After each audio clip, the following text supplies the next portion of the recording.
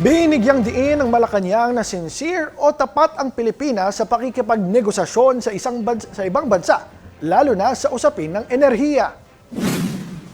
Ito ay kasunod ng pahayag ng Beijing na handa itong suportahan ang joint oil and gas exploration sa bansa, basta't magpakita ng sincerity ang Pilipinas.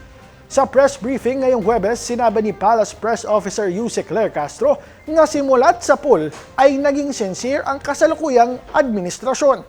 Iginit din niya na bukas at transparent ang pamahalaan at walang pinapasok na anumang secret deal ang Pangulo.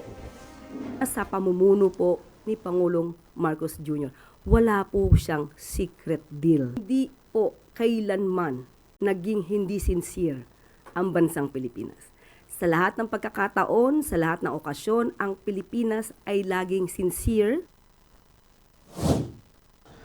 Paliwanag pa ni Castro batay sa pahayag ni Department of Foreign Affairs Secretary Tess Lazaro, wala pang umiiral na joint development o oil and gas exploration project sa pagitan ng Pilipinas at China sa kasalukuyan.